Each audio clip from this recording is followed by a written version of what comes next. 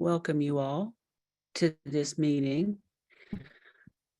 Thank you for joining us today during your lunch. And today this is the second in a series of 6 trainings that we're offering.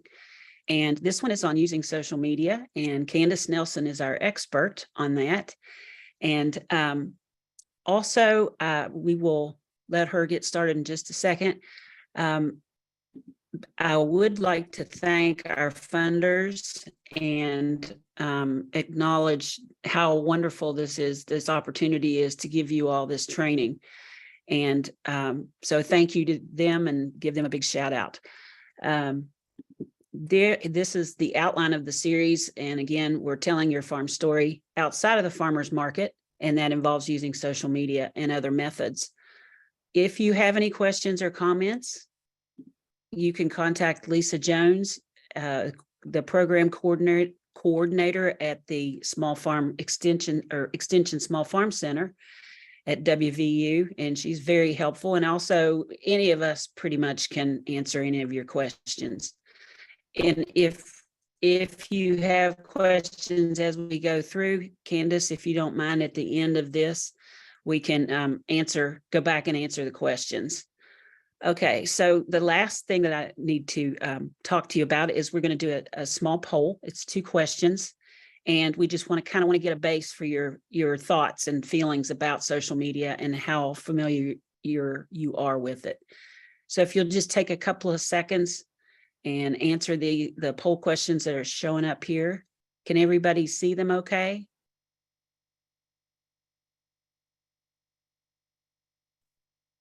Looks like results are coming in, Denise. And Okay, there's another poll too to do as a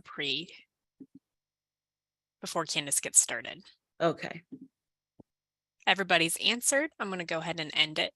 Oh, wait. Just kidding. I can't read those statistics right.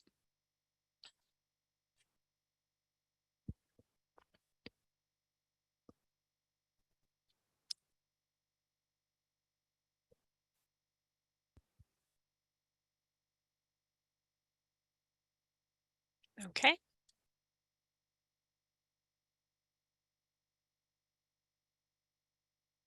Okay. You can go ahead and put the other question up if you'd like. Okay. And for those that are on the phone, I'm sorry I didn't read the first question to you. On a scale of 1 to 5, with 1 being the lowest and 5 being the highest, what is your confidence level of understanding available resources provided by WVFMA and WVU Extension to assist in marketing planning? And your choices are low confidence, which is 1, and high confidence, which is 5.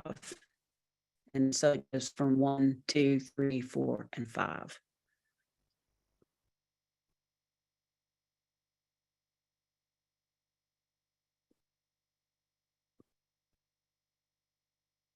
Still waiting on a couple more to answer if they can see it. We'll give it just another 10 seconds.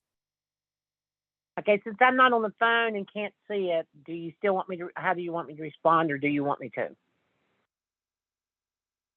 Yeah, you can respond if you'd like, or if you don't want to, you don't have to say anything.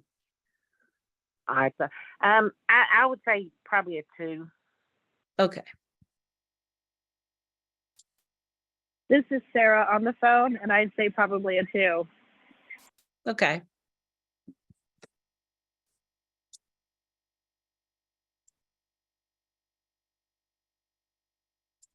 All right, we're good to go. Okay. So we've done that now. Candace, our speaker, Candace Nelson, I can't find my notes, Candace, is very well versed in social media, as I said before. She has, you may have heard of a book called The West Virginia Pepperoni Roll. Candace wrote that book. And she's also an author of a food column for Charleston Gazette Mail, where she explores the Appalachian food community and works to help tell West Virginia's story. And her work has appeared in many publications across West Virginia. In addition to Anthony Bourdain, Parts Unknown, NPR, Food and Wine, The Huffington Post, CBS Sunday Morning, and more. And she also writes a blog that focuses on food culture in West Virginia. It's called Candace Lately, which can be found at www.candacelately.com. So with that, I am going to let Candace take it over and share her expertise with you all, and you all are in for a treat. So thank you very much, Candace, and I'm going to be quiet now. Well, thank you so much, Denise, for that very kind intro. Let me go ahead and pull up my presentation here and see if I can get you all looking at what I see.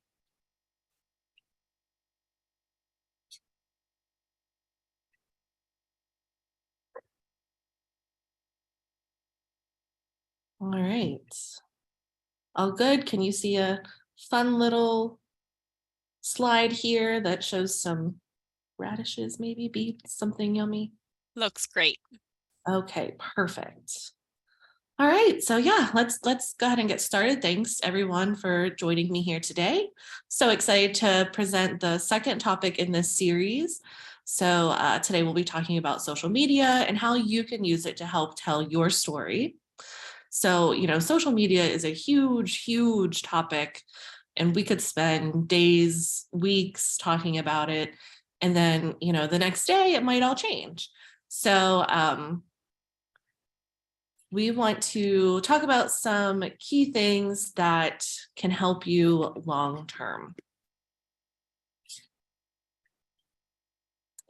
So, like I said, I really want to touch on some kind of broad tips I think that can be applicable to producers of all sizes and budgets. I have 4 tips in here that I think can help you take the next step forward. Sorry, of course, my office phone is ringing.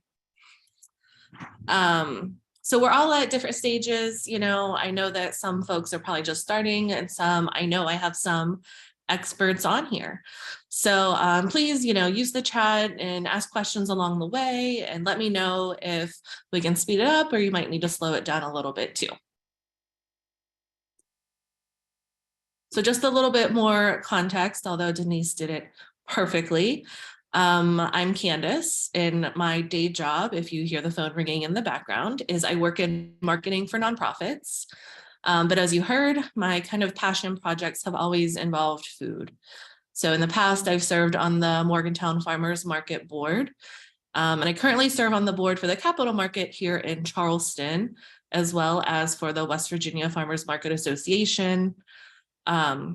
So I'm always happy to, you know, meld my experiences in marketing together with the food world and try to lend some words of wisdom. So let's start with just a couple basic concepts to get us started here. So 1, social media can include a lot of things, but at its core, it's a website or an app where users can share information and images and other content digitally. And this is important because users can connect with each other and build these communities. So that could be, you know, customers at farmers markets, customers to your particular business, or all of the above.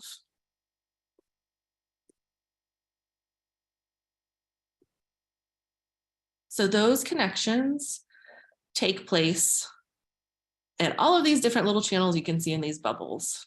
So I understand there really are a lot of different social media platforms. Here are some of the most popular ones. And, you know, I've been in this world for 15 plus years, and it's really hard to do all of these different platforms well. So my suggestion is always to think about where is your audience at, and focus your attention there. So touching on some of the biggest ones, you can see over to the left, I'm sure most of us are familiar with Facebook. So at the time of my research on this, Facebook had almost 3 billion monthly active users. So if you think about that, it's just beyond enormous. Like, it's hard for me to even grasp the number 3 billion people are active every month on Facebook. So, Facebook is the most used social platform worldwide. Just about everybody has a Facebook. Those who are active on it tend to skew a little bit older. But Facebook is still really, really powerful for folks of all ages, because Facebook has taken over some other platforms that skew a little bit younger.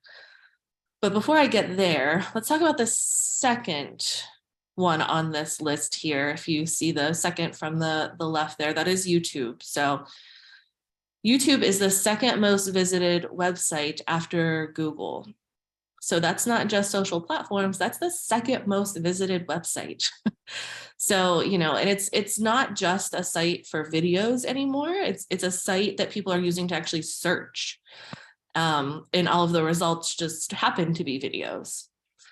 So YouTube is doing a lot of innovative work as well. They have something called Shorts, which are short little mini videos, kind of similar to Instagram Reels or Facebook Stories. So these little micro videos are made to be really consumable. And it's important because with that sort of video, you're not necessarily seeking it out. The website is tailoring content to you. So it's curating an experience and it's preloading the next video. All you have to do is swipe. Our third one here, which I touched on a little bit earlier, is Instagram. So it has 2 billion monthly active users. So it's also huge. And it's also really focusing more on the short micro videos as well, with its Reels and Stories. So Instagram Reels are short form Instagram videos that can be up to like 90 seconds long. You can record them, edit them, clip them together, use music. It's very similar to YouTube Shorts, but you can kind of see we're trending in the way of video. Of course, you can still post still photos on Instagram. Often they're not seen as frequently in the algorithm. However, any beautiful visual can still catch traction. The fourth one here that I'll talk about is TikTok, which I'm sure you've probably all heard about, and you're wondering, do I have to get on TikTok? So last year, 2022, TikTok was the most downloaded app in the world.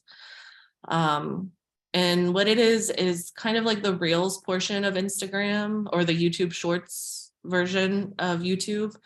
But that's it. It's just videos. So you don't really have the option to post any stills.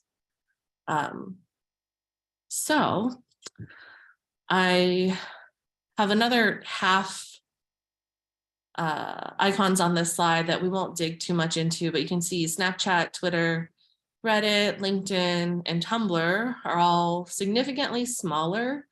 And I tend to think they're a little bit more difficult for businesses or brands to break into. It can be done. And when I was at West Virginia University as the social media editor, we did implement Snapchat, and it was really successful at the time. However, the capacity to manage something like that is definitely difficult. So I would consider the ones toward the right side of the screen a little bit more secondary. All right, so we've talked about what social media is, talked about some of those major platforms. So let's talk about why you should be there. And when I was at the Small Farms Conference, I heard a lot of compelling arguments for why you might not want to be on social media. But at the end of the day, I think it can be a really, really powerful tool. And if you're using it effectively, you can connect with customers, you can promote your products, you can educate the public, and you can build a community. So kind of connecting with your customers here, you know, if you use social to post photos and videos of your farm or your crops, or to answer customer questions, that helps build those relationships and make folks feel more connected. Can also share photos, videos of products, to post recipes that use products.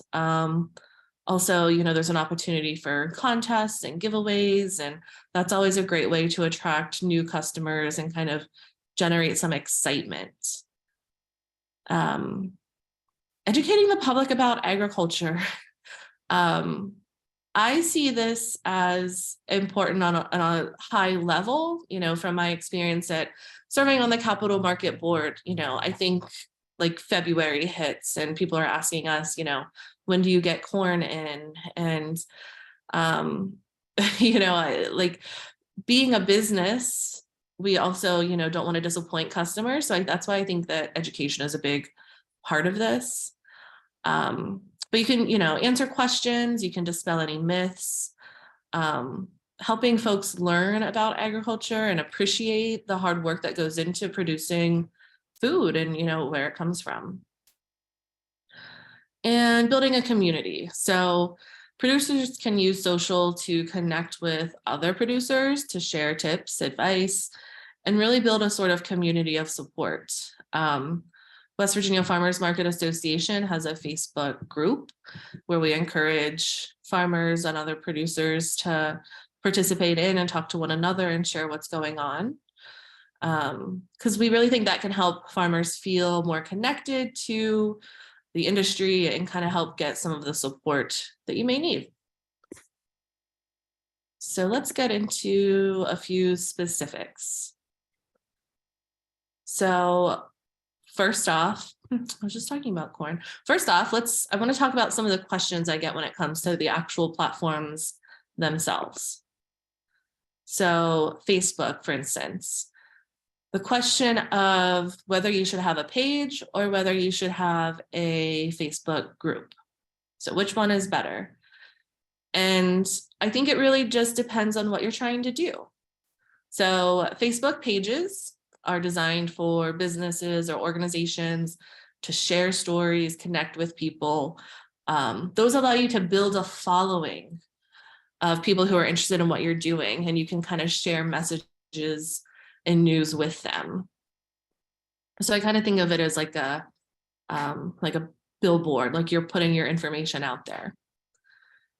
Meanwhile, Facebook groups are designed for folks to connect with one another around a common interest or topic. So this is where more engaging discussions can happen, where you can ask questions, where you can share information and ideas. Groups can also be private or public. So that's something to consider. And, you know, I've seen both of these used successfully. And I think it really, like I mentioned, comes down to what you want to do. Do you want to have a place where you can post about what you're doing and get folks interested in it? Or do you really want to have more of a conversation with people where they're really posting consistently about, you know, what can they do with your products, or how can they come out to visit you, or things like that? And there might be a situation where there's both. So taking the West Virginia Farmers Market Association, for example, there's a Facebook page, which we use for announcements and other important information. But then the group is really for members to engage with one another. So we see different farms posting about, you know, when they're selling, or if they have some sort of open house or something like that. So, you know, I think there's space for both. I think that it can be a little bit daunting to pick one and kind of be locked into it.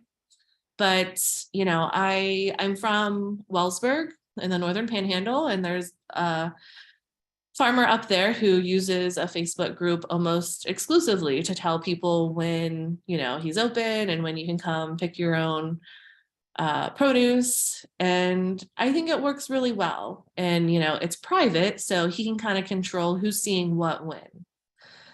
So if you were having a page and you kind of put a message out there, it's hard to know who might be seeing it. And if it's public, you know, that message could spread really far. So there's pros and cons to each.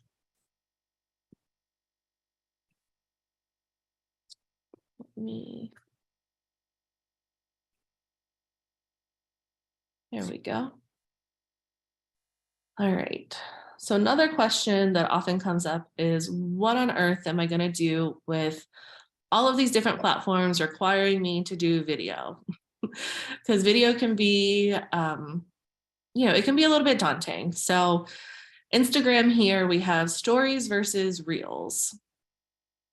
So the 4 platforms that we've discussed all capitalize on video in some way, but Instagram is kind of doing it in the biggest way. So you can connect your Instagram to your Facebook. So you get things, so it gets a little bit more complicated there. But if we're just talking about Instagram, Reels focus more on content creation.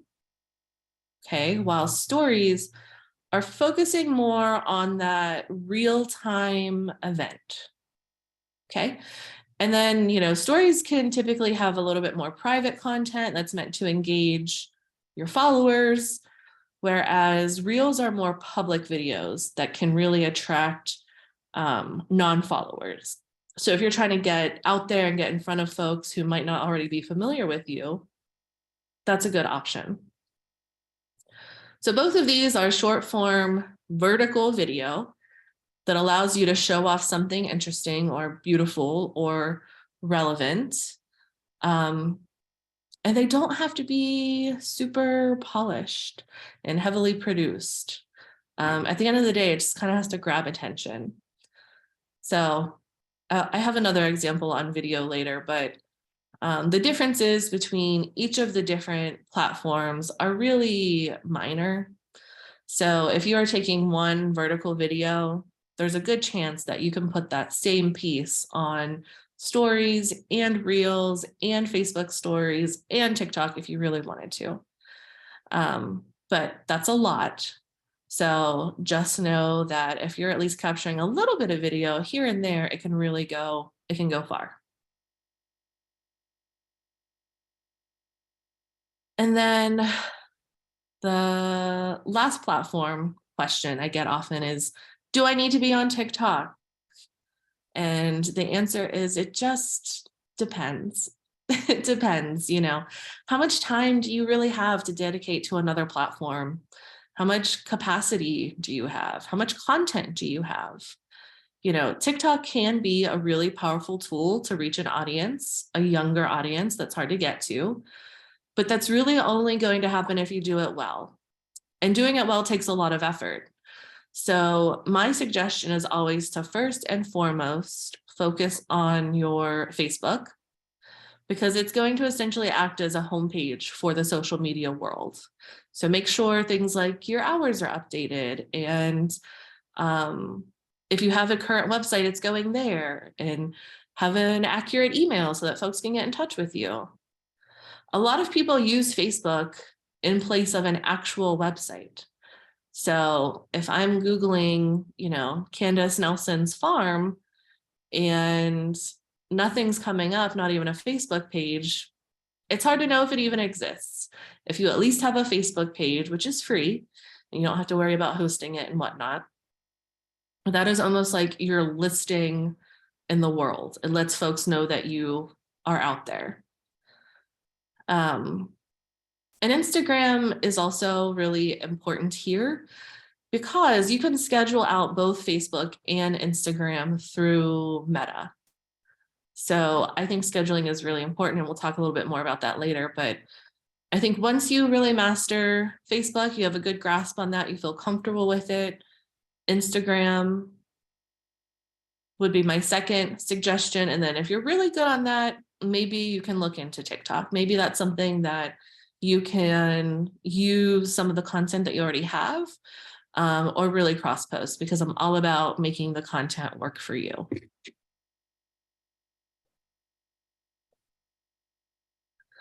So one producer I wanted to highlight here is Orr's Farm Market over in the Eastern Panhandle. So larger producer, and I assume have more capacity, but they really do a decent job on both Facebook and Instagram, while exploring the stories and reels option. So, you know, they do a good job at not having these super overly produced videos. They're quick, they're straightforward. And it just feels very authentic, and it adds something to that conversation with their customers. So take a look there if you haven't yet. All right, so now that we've covered some tips for the different platforms, let's look at some content for those platforms, mainly the visuals. So, you know, no matter which platforms you're on, you need to have visuals. So that can take the form of videos or still photos or graphics, whatever it may be. Ideally something colorful that draws people in. It should be part of your social plan. So for simple photos and videos, you don't need any sort of fancy equipment. You can start using your phone to help capture moments and capture people and capture products. So while it might seem obvious, just try to take photos of everything.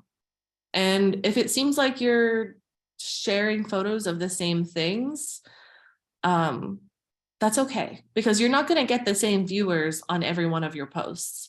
So if you post a picture of a tomato today, I might see it. If you post a picture of a tomato tomorrow, somebody else might see it. So there's a good chance that it's not going to show up in my algorithm every single day. But you can also try to think of different angles, different times of day. Sunrise, I know we have early risers, different people and different products. So, you know, this is great content that people really want to see. And if they missed you at a market one week, there's a good chance that if you post something really enticing, they're going to make sure that they're coming back the next week. That's the case for me.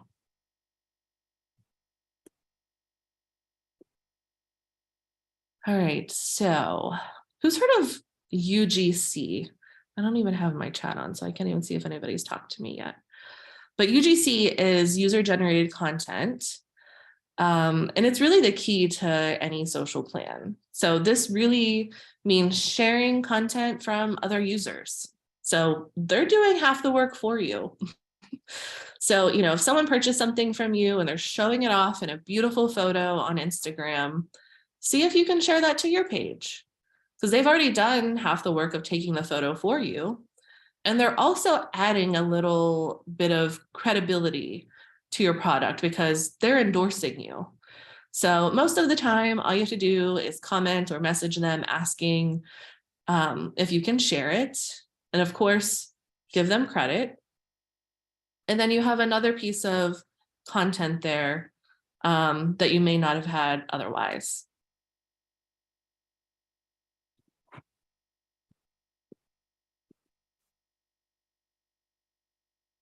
So how do you find all this great content?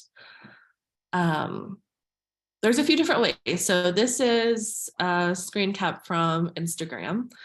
So you know that folks probably are using hashtags. If your market or business has a hashtag, you can always ask them to use that. Hashtags tend to be big with events.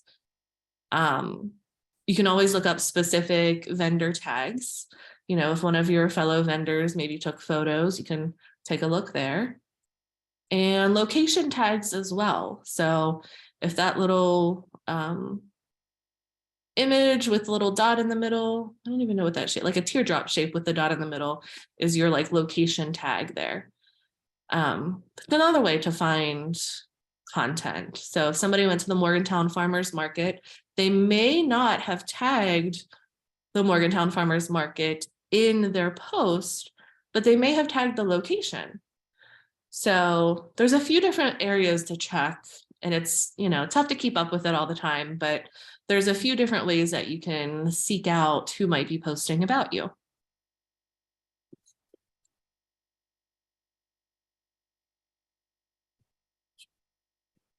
So a few more notes on that.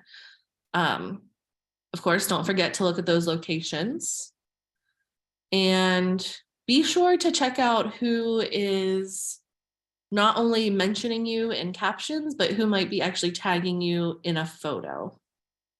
So those sound very similar, and they are, but there's so many different ways that people can interact with your business. So if they are tagging a location, if they are mentioning your business, or if they are tagging you within the photo to show that you're in the photo itself. And you may not get notifications for all three. So that's something that you'll want to check to make sure that you are being alerted when that happens. When you are reposting images, if you think you might need permission, definitely ask. I think that you'll always want to make sure that you can share it, but especially if there are people's photos or people's faces rather in the photo, or if there are children in the photo, you definitely don't want to upset anybody by reposting their content. So it's always better to be safe than sorry.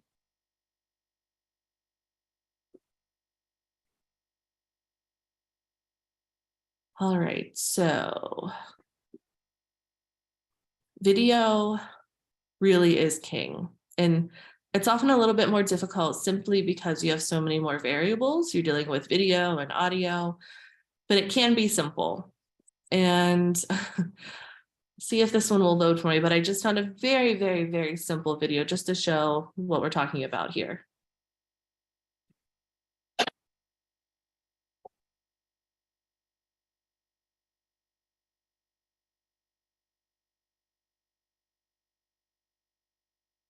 So it's so basic. And if you were able to hear and see that, there's not a whole lot going on, but there is this element of satisfaction that people really enjoy in videos. And I think this is something that farms do really, really well. You know, if you're able to finish planting an entire row, or you're able to pick everything off of a particular bush, or anything that's just like gives you this sense of completion, people love. Like, who doesn't want that feeling of satisfaction? And that's why a video as simple as this could get thousands of views, because they're clearing off this sidewalk. You don't have to do any actual effort. You get to watch this and feel the satisfaction of a job well done. So these are little things, little chores that, you know, you all are doing all the time that you might not think to put on video, that you can easily work into your schedule without a whole lot of extra effort there.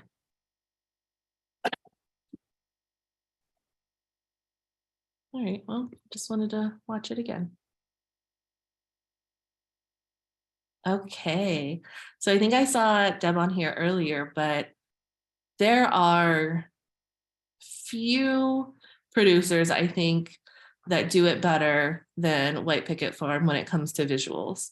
I just went on her Facebook the other day and just went to some of the most recent photos and saw this little beautiful assortment all right there. So this is just a really quick shot, but you can see different angles of flowers, you can see products, you can see kids. It really has it all. So those angles, the close-ups, the far away, plus the branding here is on point. So in almost every photo, you're seeing a piece of that branding. So you're being reminded of what you're looking at and who you're supporting here. So if you've not already been familiar with White Picket Farm, go check out their Facebook, their social, because she posts incredible photos frequently, and kind of getting at the whole idea of, you know, if you're posting the same thing over and over again, look how simple it is to change up these angles. Like, this could be one bouquet from 6 different angles, and everyone is beautiful. So just a little bit of inspo there from one of our own. All right, third section I want to talk about is scheduling, because we are all busy. And by rescheduling and repurposing some of that content across channels, you can save time. So you don't necessarily have to go in and create a new piece of content every single day for a different platform so that people know who you are. That's a lot of work. Instead, think how you can work smarter. So I mentioned earlier about Facebook Meta. So if you've gotten into the back end of Facebook, you can see that you can schedule posts out, not only for Facebook, but also for Instagram. So if you have those two connected, because Facebook does own Instagram, you can schedule for both of these platforms. So say Sunday night, you know what you're going to have for the week. And you know you're going to be busy during the week, so you're not going to have time to sit down and schedule out a bunch of posts. Maybe, or you're not going to have time to do posts every day. Maybe Sunday is when you can sit down and schedule out a bunch of posts. You can add photos, you can tag folks, you can do basically whatever you need to do in a real-time post just through scheduling. So again, this is through Meta Business Suite. And you can change things up slightly if you want to tailor some of your content to Instagram. If you have a heavier focus on visuals there, you can make sure your more creative photos end up on Instagram, and that's totally fine. But if you go to your home screen and check out the post and story screen, you can click Create Post. That's where you can determine if you want it to show up on both Facebook or Instagram or both. Then you can select the media. You can select if you want a photo or video. And under the post details, you can write a caption for the text. You can preview your post, make any sort of changes you want. And then under scheduling, you can either publish now, you can schedule, or you can even save it as draft and publish later. And this is kind of a big deal for those of us who've been doing social for a long time. This wasn't an option through Facebook. This wasn't an option through any of the native platforms. You had to outsource a different platform like Hootsuite or Sprout Social or some of these other ones that often aren't free to be able to schedule content. And I think that scheduling for me is much easier than trying to remember every other day to post something. I think you can be a little bit more strategic when you schedule things out, making sure that you're getting a mix of different content. And I think it just kind of lightens the load a little bit. All right, last section here. So what are some tools to help you through all of these crazy ideas I've mentioned? Number one is Canva. If you are not a design pro, Canva is your best friend. Or even if you are a design pro, Canva can help make it even easier. So you don't need a lot of experience. You can simply click and drag and fairly easily change colors and use a whole bunch of free images and text to create graphics, to create even short videos, to create animated images or graphics. So there's a lot of different things you can do within Canva. You can have a basic account for free. You can also apply, if you're a nonprofit, you can apply for a free nonprofit account that gives you access to a lot of the premium images and other features. If you have questions or need help on how to do that, I'm happy to help there. I've helped many nonprofits at this point get their Canva accounts set up. They'll usually offer you several spots. So if you have several people on your team that you want to have access to it, by all means, you can add them there. So Canva is a really, really powerful tool that you need very little experience with. Old school days, we learned on Adobe, like you probably heard of Photoshop and Illustrator and Premiere and InDesign and those sorts of things. And, Canva is really able to distill a lot of that down into a very user-friendly platform. So I use Canva daily, and I know how to use those harder, more difficult platforms, but Canva makes it so simple. So if you haven't looked into it, please check it out and at least sign up and play around with it and see if it's something that might help you out.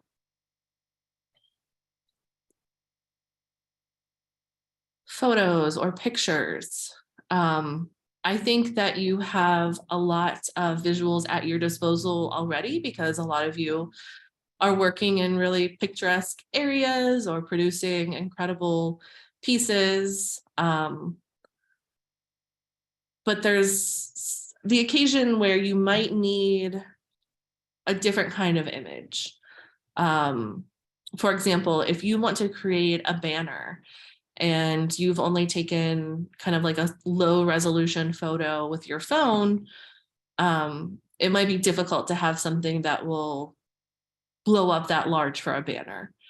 So there's a few websites here, Unsplash and Pexels and Pixabay, that you can use that are copyright free, where you can use different images for whatever you may need, whether that's maybe building a website, maybe it's a background in a graphic, maybe it's a banner for a trade show, whatever it may be. I don't expect that, you would need to use this for any of the products that you're selling or anything like that, but just as kind of little additions or little extras, this can help, because most of those photos that are on there are high resolution. And they're all, for the most part, pretty colorful and, balanced and make for a nice photo. So that's always a good option. And this is new, but chatbots. So has anybody heard of ChatGPT or Bard or anything like that? It's kind of these AI platforms that can generate content in the form of text for you. So it's probably too small to read on your screen, but I said, can you write some social posts about farmers markets? And the chatbot said, sure, here are some social posts about farmers markets. And, they're not always super exciting, but I think if you are really struggling for a caption, you can use something like this as a jumping off point. Or if you are trying to look for content for your website that just in general needs to talk about, maybe why supporting local is important, or about a certain type of product that you sell, like tell me about the golden delicious apple. Like there are a lot of different pieces that these chatbots can pull from and could help you in a more general way. So some of the different posts they suggested are support your local farmers market. Fresh local produce is always the best. Looking for a fun way to spend your weekend? Check out your local farmers market. You'll find fresh local produce, flowers, and more.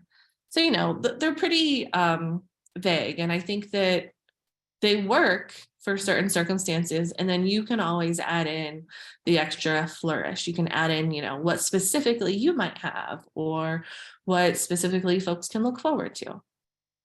So those are free. Sometimes I will just type in a prompt just to get some inspiration, just to get me going on, writing a block of text, or maybe looking for synonyms for words that I keep using over and over again, like fresh and local.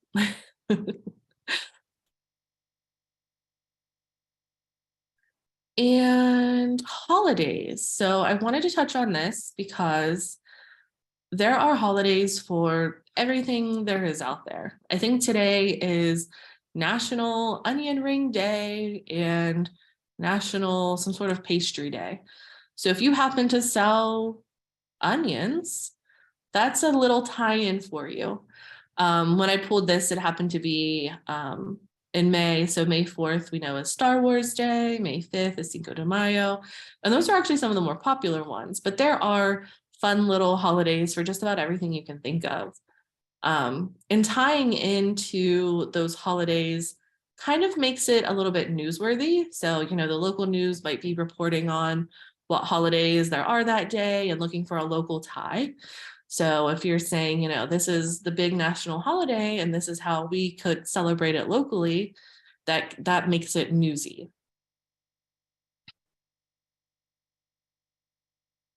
And there are some really wild ones. I don't know how relevant something like International Wild Koala Day might be to us.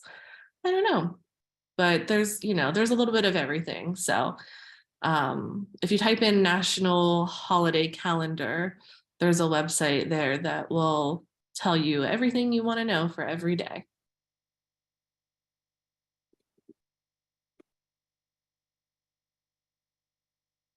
All right, so I've been talking at you for a little while now. So just to recap, some of the different tips we've discussed are the platforms, checking out which ones make sense for you, visuals, checking out, what will help tell your story visually, or what is going to be a beautiful, colorful image that will grab people's attention.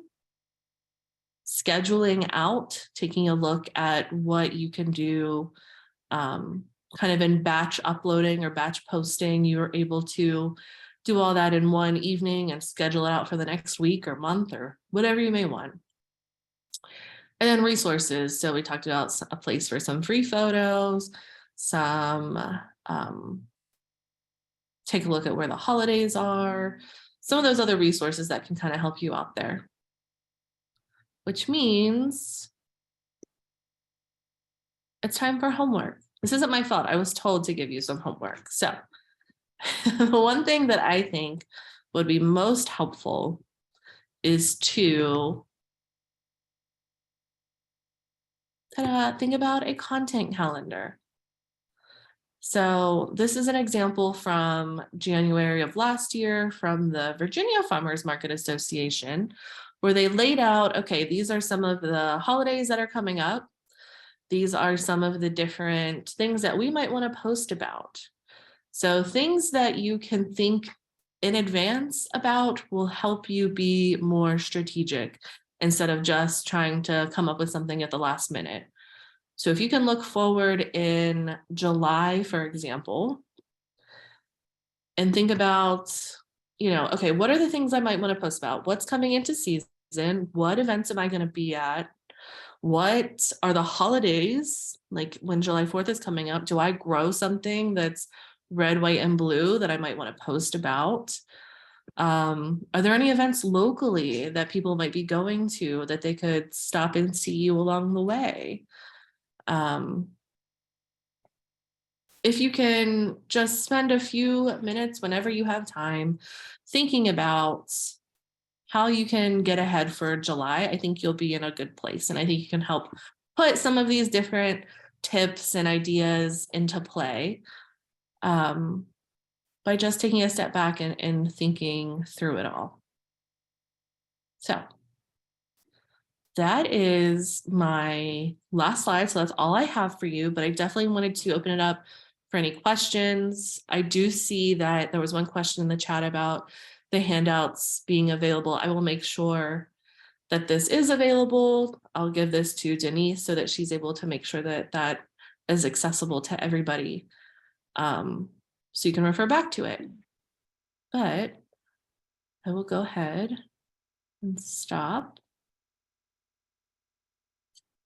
and open it up for questions. If anybody has any thoughts, ideas, concerns, questions for me, I'm happy to answer. I'm on the phone. I'm not on the Zoom. This is Joyce, and I'm from a market. I'm not a producer, and we host a market once a month. How often should we post? I mean, should we be posting every day, or how often as it gets closer to the market? in general, I suggest for the algorithm to keep you in its mix. If you could post every day, that would be ideal. I recognize that that's not always, possible. So if you could do a couple times a week, I think that would be helpful. But at the end of the day, you want Facebook to know that you're active, so that they keep you in the mix. You want to make sure that your content is being shown to people. And that's a lot of content, once a day, but you can always do countdowns to when the market is. And I know you probably won't always know very far in advance what folks are bringing, but that's always something to share, and doing little profiles on the vendors who will be there. If there's any live entertainment, anything like that, that's always good stuff to share. Yeah, we kind of did that. We started, May was our first one. I think you might know my son, Kenneth Jones. He's with Jonesy's D&D. Yes, And he he makes does pierogies. Yes. Yes, that's what he's famous for. But this is his project. He started this farmer's market this year. This is our first time. And so what we try to do is highlight our partners. Like, we have a community nonprofit that works with us, and we highlight what they're doing at the event, and we try to highlight our vendors when we know who they're going to be. But one of the things and he may know this better than me, is there better times to post, like morning, noon, evening? I mean, I've always heard that, during the day is not the best time, and weekends are not wonderful. Yeah, so yes and no. So one, are you talking about the Campbell's Creek Market? Because I've been wanting to get there. Yes. Well, come on up. I know, I next need is to. July the 8th.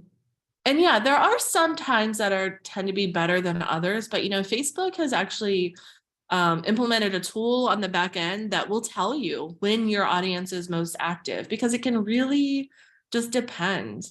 And especially now with Facebook's algorithm, if you post it right now at 12:52, that's not to say that people are going to see it at 12:52. I might not see it till 7 or 8 p.m. when I get home tonight. So the algorithm has really kind of changed things a little bit when it comes to that. But Facebook and Instagram will tell you when your audience is most likely looking at the platform. So if you can, check that out on the back end and see what it tells you. And my suggestion is always just to try out a few different times and a few different days. It's funny because when I was told at one point, don't post on weekends. And then I think when I was at WVU, we posted something on a Sunday evening, which makes sense because a lot of folks are, kind of winding down on Sunday evenings. And it was like our most viral thing to date. I don't even remember what it was at the point, but, kind of those hard and fast rules where always do this or never do this kind of, go out the window when social media is changing constantly. But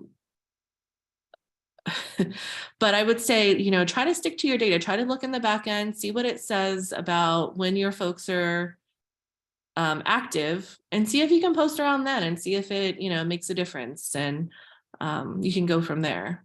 But I do see, I have seen the Campbell's Creek graphics popping up, and I think you all could also share testimonials from consumers, folks who are actually going. I know producers can be tough at times, but customers are usually more than happy to tell you why they're shopping or what their haul was from the day.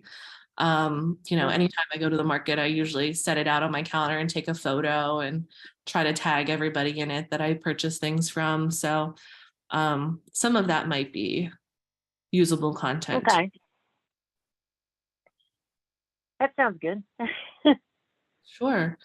Where can we find that info on Facebook? I don't know off the top. I'd have to close out of this and go through it with you on Facebook. But I can look into that. I see I have a hand up, Matt and Mike. What's up? Yeah, so we in our market, we have both food items and artisan craft stuff that's really unique to our area. And we've done a really good job of doing videos that highlight the producers and what they are, what their process is, because I think that's what a lot of people really want to hear, is like whether they're chemical free or what makes them different from like the store-bought thing. And so like food promotion, I think we do a really good job. I'm not really sure if there's a good way to do something similar with our artisan crafters. And so I was wondering if you had any tips or ideas on that, because they tend to not do as well in our market. Because people, it's a traditional farmers market, people come for the food and stuff. But trying to help them out to like boost their sales as well. So Yeah, no, that's a great question. And I love when you were saying that you were kind of showing the process, because, with a veggie or fruit, that's a much longer process. Like, could you do the same thing with those vendors? Like if they're making a basket, could you, if they're doing any sort of live demonstration, could you like kind of take folks through the process of like how they're putting these different pieces together to ultimately have like this beautiful finished piece? Or also, what about maybe like how you can use some of the products? So I'm trying to think of like some of those little like primitive things that you see at some farmers markets, like if it's a little wooden angel, like how you can style it, how it can go in different places. I did that this past week to kind of gear people up towards like thinking like 4th of July crafts for like decorating their homes and whatnot. And as we went around highlighting some of those things on like we do a Facebook Live feed every week in the market, just walk around and show people what all we've got and why they should be there or whatever. But I guess it's a lot easier with the food stuff because like we go out to the farm and actually like take video of the farm, and it's like really appealing. Whereas with the crafting, I guess the only other thing that we haven't done yet, but we're ramping up to do, is we have a vendors give back program through our market. And so all the crafters, if they can do some sort of craft with the kids that is kind of similar, we have them do that in market, and I could probably capture like a lot of that video and then put that up. Does that sound? Yeah, and also like kids are the cutest. So who doesn't like watching a kid kind of make a craft? I love the idea of like a sort of engaging hands-on demonstration too. Like I'm not a kid, but I would totally go make a craft at the market. In addition to getting all my veggies that I need for the weekend. What market are you with? Warwood Farmers Market. So we're just down the road from Wellsburg. Yeah, okay, very cool. Wow, okay, I'm gonna have to make my way there at some point. I was just up home visiting for Father's Day, so I'm have to put that on my calendar, but very cool. You guys don't need me. You already know what you're doing. I think you have great ideas. I think the whole process for the vendor or for the artisans, I think is awesome. I love seeing like something start to finish. Again, it's kind of that satisfying idea. I wonder What if there's about origin story, like how they got into it, why they? Yes. Do you think that's a way to go? Of course. Absolutely. That's a great idea, especially if there's something compelling there. If there's like a sentimental attachment, or if it's been a craft that's been in their family for years or something like that. I think that's always really, really cool. Also, I think promoting the gift angle. So I was just talking about Father's Day, but like I'm with the Capital Market right now. We have an event coming up. It's called the Stakeout. And, there's always birthdays, there's always Father's Days, there's always all these different things that happen year round. So if you can say, have you thought about something local and handmade as a gift for, whoever's birthday is coming up or something like that? Gift angle is good for us a lot of times. I love that though. I think you're telling stories in a really cool way. So I think you already have some great ideas to move forward with, but I'll also keep thinking if there's anything else that comes to mind, happy to reach out and bug you. Of Thank you. Appreciate it. course. Cost for Meta, no cost for Meta. That is Facebook's own platform. So for free. Anybody else have other questions? I'm gonna try to pull up my capital market dashboard, see if I can find out where it tells me people are. Candace, I think we're right at the end of our hour. So I'm gonna be mindful of folks' time and go ahead and launch our final 2 polls we have before people have to hop off. So having gone through her wonderful presentation, we're going to ask the same questions again, and hopefully you have a little bit more confidence in how to use social media.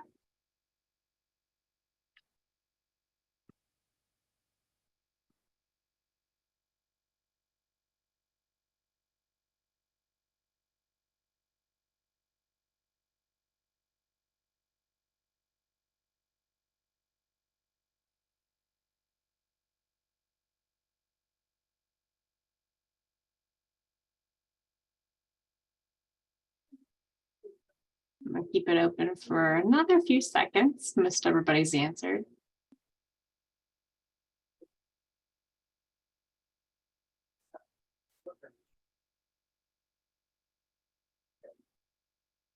You have time for one more question?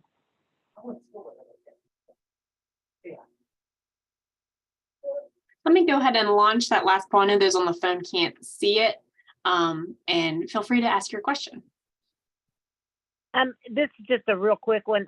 I think, Candace, you know my son KD, and he does food demos at the park, the food of the month with the extension service, and those seem to be pretty popular. Would it be good for him to do some demos, like to post like how to use tomatoes or how to use peppers as we get closer to the market? Absolutely, yes. I sometimes have tomatoes coming out my ears because I get so excited about tomato season and I run out of things to do with them. Like I want to watch that and can tell me what I need to do with all my extras. Yeah, yeah. Well, he's well, I think it's the extension service are wanting him to do some videos for them. But I happened to think when I was listening to that other gentleman talking about how they did things, and he whoever you are, you were very your ideas of what you all were doing was very helpful to me. But so I like this listening to other people too.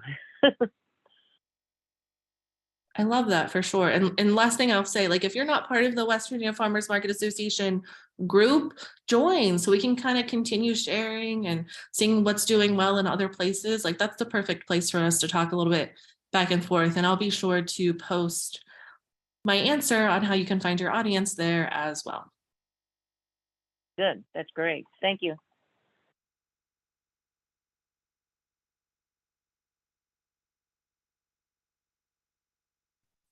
Do So we I have think more questions? I know I've taken everybody past our time. Thank you so much for spending your lunch break with me. I hope you had a chance to get a bite to eat. If you have any other questions, I'll make sure to put my email in the chat. Denise, is there anything else before we sign off? I don't have anything else. How about you, Emily? No, ma'am. All right. Well, thank you all very much for joining us again this week. And we will see you next Thursday for the 3rd in the series. And hope everyone has a wonderful weekend and enjoy your day. Thank you very much for attending. Thank you for the opportunity. Bye, everyone. Bye. Bye.